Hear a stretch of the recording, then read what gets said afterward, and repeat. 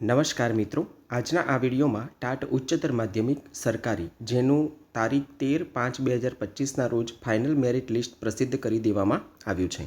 Final merit list પ્રસિદ્ધ થવાની સાથે સાથે શાળા પસંદગીની પ્રક્રિયા પણ એની બધી જ પ્રોસેસ હાલ વેબસાઇટ ઉપર મૂકી દેવામાં આવી છે.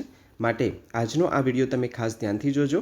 શાળા પસંદગી તમારે કરતાં પહેલાં તમારે કેવી સૂચનાઓને ખાસ ધ્યાનમાં લેવાની છે એ બધી જ બાબતો આપણે આજના આ વિડીયોમાં વાત કરવાના છીએ. તો સૌથી પહેલાં તમારી ગૂગલમાં જઈને વેબસાઇટ લખવાની છે. ત્યાર પછી GSERCના પ્રથમ પેજ પર સિલેક્ટ કરવાનું રહેશે. એ પેજને તમે સિલેક્ટ કરશો એટલે ત્યાર પછી જે આવી રીતનું એક પેજ ખુલશે, જેમાં તમારે ત્રીજા નંબરનું ઓપ્શન જે છે હાયર સેકન્ડરી ગવર્મેન્ટ કેન્ડિડેટ, એના ઉપર તમારે ક્લિક કરવાનું રહેશે. એના ઉપર તમે ક્લિક કરશો એટલે તમારી સામે આવી રીતનું એક ફંક્શન ખુલશે. એમાં તમારે અહીંયા જે જમણી સાઈડ 3 લીટીવાળો જે ઓપ્શન દેખાય છે એના ઉપર તમારે ટિક કરશો. એના ઉપર તમે ટિક કરશો તો અહીંયા તમે જોઈ શકો છો કે મેરિટનું ઓપ્શન જે છેલ્લે બતાવેલું છે એમાં તમે FML એટલે કે ફાઇનલ મેરિટ લિસ્ટ પણ તમે જોઈ શકો છો. ત્યાં ઉપર બધા જ વિષયોનું ફાઇનલ મેરિટ લિસ્ટ મૂકવામાં આવ્યું છે. ત્યારબાદ અહીંયા કેટલીક સૂચનાઓ તમે જોઈ શકો છો. જમણી સાઈડ ન્યૂના ઓપ્શન સાથે આવી રહી છે. સરકારી ઉચ્ચતર માધ્યમિક શિક્ષણ સહાયક ભરતી 2024 અન્વયે વાંધા અરજી અંગેનો નિર્ણય. જે વાંધા અરજીઓ હતી એના અંગે શું નિર્ણય આવ્યો છે એનું લિસ્ટ પણ મૂકેલું છે. જેમ કે કોની વાંધા અરજી ગ્રાહ્ય રાખવામાં આવી છે, કોની વાંધા અરજી અગ્રાહ્ય રાખવામાં આવી છે, જે તમે અહીંયાથી જોઈ શકો છો. ત્યાર પછી બીજા નંબરના ઓપ્શનમાં સરકારી ઉચ્ચતર માધ્યમિક શાળાઓમાં શિક્ષણ સહાયક ભરતી 2024 અન્વયે શાળા પસંદગીની સૂચનાઓ. આ સૂચનાઓ મિત્રો ખાસ તમે વાંચી લેજો.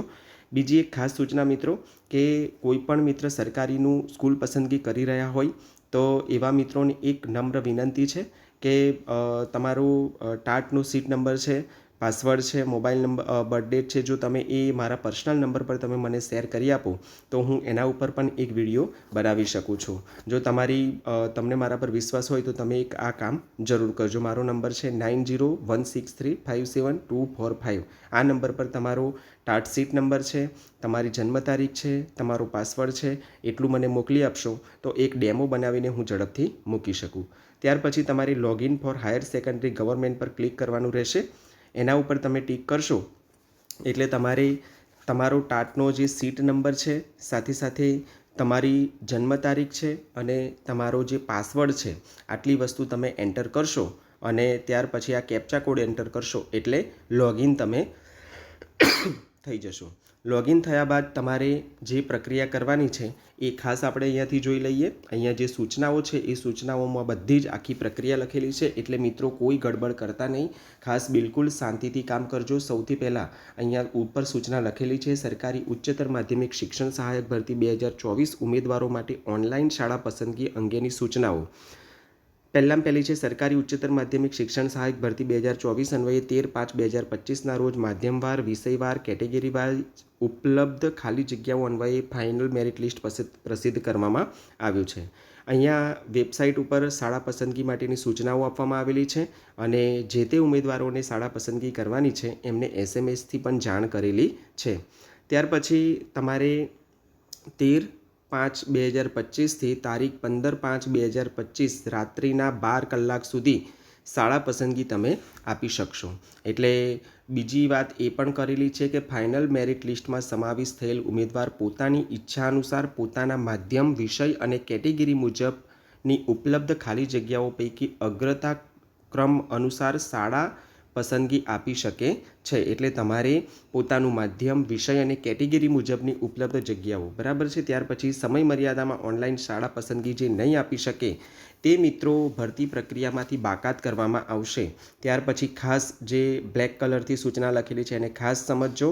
અનામત કેટેગરીના જે ઉમેદવારોનો સમાવેશ જનરલ તરીકે થયેલ હોય તે ઉમેદવારો પોતાની કેટેગરી મુજબની શાળાઓ અને જનરલ કેટેગરીની શાળાઓ માટે પસંદગી આપી શકશે, જે માટે તેઓએ કેટેગરી ફિલ્ટરમાં કેટેગરી પસંદ કરી શાળાઓ પસંદ કરવાની રહેશે. એટલે જે મિત્રો SCBCના ઉમેદવાર હોય, ST કેટેગરીના ઉમેદવાર હોય, SC કેટેગરીના ઉમેદવારો હોય એવા મિત્રો કે જેમને જનરલની જગ્યા જનરલમાં તેઓનો મેરિટમાં સમાવેશ થયો હતો તો એવા ઉમેદવારો જનરલની જગ્યા સાથે સાથે કેટેગરીની જગ્યા પણ પસંદ કરી શકશે. આ વખતની ભરતીનો નવો સુધારો છે. છેલ્લી ભરતી જે હતી એમાં જેને જનરલમાં મળ્યું હોય તો એને જનરલની જ સ્કૂલ પસંદ કરવામાં આવતી હતી અને કેટેગરીની જગ્યા મળી હોય તો એ કેટેગરી. તો મિત્રો આ ખાસ આ વખતની અપડેટ છે એ ખાસ સમજી લેજો. ઓનલાઈન શાળા પસંદગી આપવા માટેની સૂચનાઓ અહીંયા આપેલી છે. જો આ કેટલીક સૂચનાઓમાં તમારે પહેલાં શરૂઆતમાં ટીક કરવાનું છે. પહેલું તમારે વેબસાઇટ પર જવાનું છે, હાયર સેકન્ડરી ગવર્મેન્ટ કેન્ડિડેટ પર વિકલ્પ પર ક્લિક કરવાનું છે, જે આગળ મેં તમને ડેમો બતાડેલો જ છે.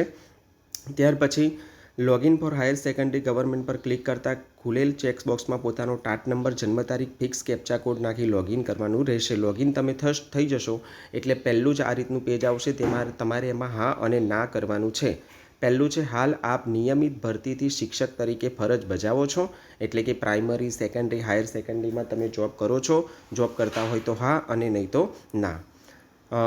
જો હા હોય તો પ્રાઇમરી, સેકન્ડરી, હાયર સેકન્ડરી પૈકી એક વિકલ્પ પસંદ કરવાનો રહેશે. ત્યાર પછી ગવર્મેન્ટ ગ્રાન્ટીનેડ પૈકી એક વિકલ્પ પસંદ કરવાનો રહેશે. તમે ગવર્મેન્ટમાં છો કે ગ્રાન્ટીનેડમાં છો. ત્યાર પછી ત્રીજા નંબરમાં સ્કૂલ ડાયસ કોડ, એટલે કે હાલ જે શાળામાં ફરજ બજાવતા હોય તે શાળાનો તમારે સ્કૂલ ડાયસ કોડ નાખવાનો રહેશે. આપે સરકારી ઉચ્ચતર માધ્યમિક શાળાઓ સિવાય અન્ય કયા વિભાગ માટે અરજી કરેલ છે, લાગુ પડતી વિગતો ભરવી. એટલે કે હાલ આ જે ભરતી પ્રક્રિયા ચાલી રહી છે એમાં તમે અન્ય કઈ શાળાઓ માટે એમાં તમે ફોર્મ ભરેલા છે. જો બિનસરકારીમાં પણ તમે ભર્યું હોય ઉચ્ચતર માધ્યમિકમાં તો એના ઉપર ટીક કરવાનું છે, એનો અરજી નંબર લખવાનો છે. સરકારી માધ્યમિકમાં તમે અરજી કરી હોય તો ટીક કરજો ને અરજી નંબર લખજો. બિનસરકારી માધ્યમિકમાં પણ તમે ફોર્મ ભર્યું હોય, એપ્લાય કર્યું હોય તો ટીક કરજો ને અરજી નંબર લખજો. ત્યાર પછી 3 નંબર આપેલ વિકલ્પો પૈકી આપ જે લાભ લેવા ઈચ્છતા હોવ તે વિકલ્પ પસંદ કરવાનો રહેશે. હું મારી કેટેગરીના લાભ સાથે શાળા પસંદગી કરવા ઈચ્છું છું. હું મારી કેટેગરીનો લાભ જતો કરી શાળા પસંદગી કરવા ઈચ્છું છું. બરાબર. જે કેટેગરીના ઉમેદવારો છે એ ઉમેદવારો જનરલ અને કેટેગરીની બંનેની જગ્યા પસંદ કરે છે તો તમારે અહીંયા આ રીતે વિકલ્પો જે આપેલા હશે એમાં તમારે ટીક કરવાનું રહેશે. ત્યાર પછી શું કરવાનું છે, school selection menu, school selection લખેલું હશે એના ઉપર ટીક કરવાનું છે. ઉમેદવારોનો વિષય, માધ્યમ તથા કેટેગરીની વિગતો જોવા મળશે, જેમાં તમારે ડિસ્ટ્રિક્ટનો ડ્રોપ આઉટ મેનુમાંથી એક અથવા એક કરતાં વધારે જિલ્લાઓ પસંદ કરી શકાશે. ત્યારબાદ બાજુમાં રહેલ સર્ચ પર ક્લિક કરતાં ડાબી બાજુએ સ્કૂલ લિસ્ટ જોવા મળશે, જેમાં શાળાનું નામ, ગામ, તાલુકો અને જિલ્લો આ બધું જ લખેલું હશે. બરાબર. અહીંયા જેટલી પણ સૂચનાઓ આપેલી છે ખાસ તમે જોઈ લેજો. છેલ્લે અહીંયા જો સેવ કર્યા વિના લોગ આઉટ થતાં શાળા પસંદગી સેવ થશે નહીં અને નવેસરથી શાળાઓ પસંદ કરવાની રહેશે. સમજો કે તમે જિલ્લાઓ પસંદ કરી લીધા છે, જિલ્લાની સ્કૂલો પસંદ કરી લીધી છે. બરાબર. અને ત્યાર પછી તમે સેવ કર્યા વગર જ લોગ આઉટ થઈ જશો તો તમારી એક પણ શાળા પસંદ થયેલી હોય નહીં. એટલે આ બાબતનું ખાસ ધ્યાન રાખજો. તમે બધી સ્કૂલ પસંદ કરો છો પછી તમારે સેવ કરવાનું છે. સેવ કર્યા પછી જ લોગ આઉટ તમારે થવાનું છે. આમ ઉમેદવાર તમામ પસંદ કરેલ શાળાઓની ફાઇનલ કરવા સેવ અને કન્ફર્મ, એટલે તમે સેવ કરશો ત્યાર પછી સેવ અને કન્ફર્મ પર પણ ક્લિક કરવાનું છે. સેવ અને કન્ફર્મ કર્યા સિવાય ઉમેદવાર આપેલ શાળાઓ પસંદગી યાદી ફાઇનલ થશે નહીં અને શાળા ફાળવણી માટે ધ્યાને લેવામાં આવશે નહીં. તો મિત્રો આ જે સૂચનાઓ છે એ સૂચનાઓને ખાસ તમે ધ્યાનથી અભ્યાસ કરી લેજો. અને બીજી એક ખાસ તમને નમ્ર વિનંતી કે કોઈ પણ સરકારીનો જે મિત્ર છે એ કોઈ પણ વિષયનો હોય, બરાબર, તમારો ટાટ સીટ નંબર છે, બર્થ ડેટ છે અને સાથે સાથે તમારો પાસવર્ડ છે, જો એ તમે આપશો તો એક ડેમો વિડીયો બનાવીને તમારી સમક્ષ મૂકી શકું છું. તો મિત્રો પ્રશ્ન હોય તો કોમેન્ટ બોક્સમાં કોમેન્ટ લખીને પૂછજો. આજનો વિડીયો અહીંયા પૂર્ણ કરીએ છીએ. અસ્તુ. જય હિન્દ, જય ભારત.